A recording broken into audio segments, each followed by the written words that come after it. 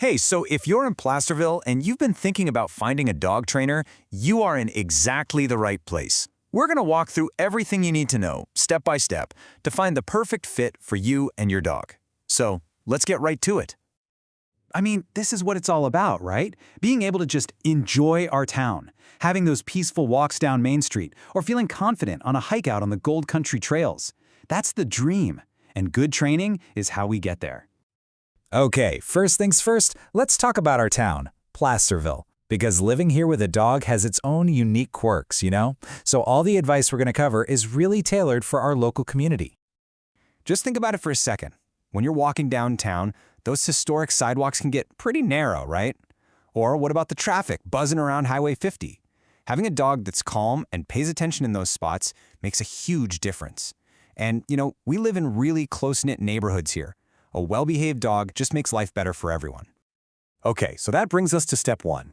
And this is a biggie. Before you even start Googling trainers, you've got to get really clear on what you actually need.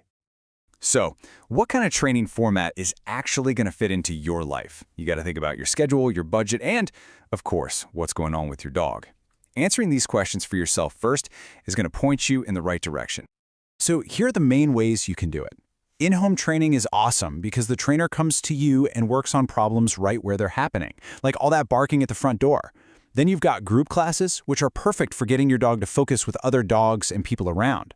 Private lessons give you that dedicated one-on-one time, and then there's board and train. That's a more immersive route, which can be a great option if you have a super busy schedule. And what are the actual goals here? Well, it's usually one of these common things. Maybe it's just basic obedience, sit, stay, come. Or puppy stuff like house training and socialization. Or maybe it's the big ones, leash pulling, jumping on guests, barking, or even trickier things like reactivity or fear. Just know, whatever it is, a good trainer has seen it before. You're definitely not the only one dealing with it. All right, so once you know what you want to work on, it's time to actually choose a trainer. Let's talk about what to look for in a real professional, starting with their methods and qualifications.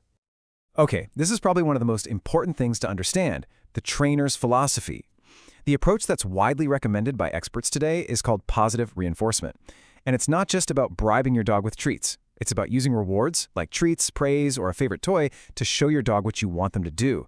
It builds so much trust and actually makes learning fun for them. Yeah, when you put them side by side, the difference is night and day. Reward-based methods help you build a confident dog that's actually excited to learn. On the flip side, aversive methods, things that use fear or intimidation, can really backfire. They often create more anxiety and can damage the relationship you have with your dog. It's just not something that's recommended. Now, here's something you might not know.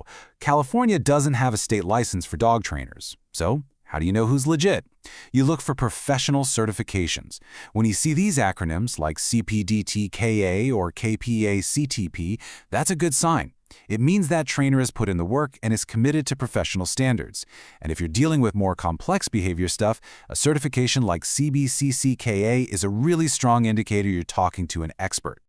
And, of course, the big question, what does it cost? This chart should give you a pretty good ballpark for what to expect right here in the Placerville area for 2025. You'll see that group classes are on the lower end, while a multi-week board and train is a much bigger investment. Of course, prices are going to vary depending on the trainer's experience, but this should help you budget realistically.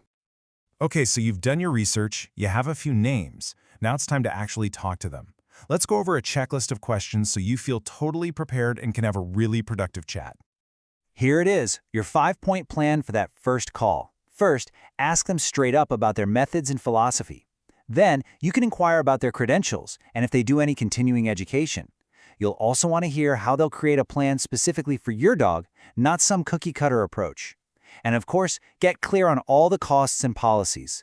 Finally, ask them how you'll both track progress and what you'll need to practice between sessions. This covers all your bases.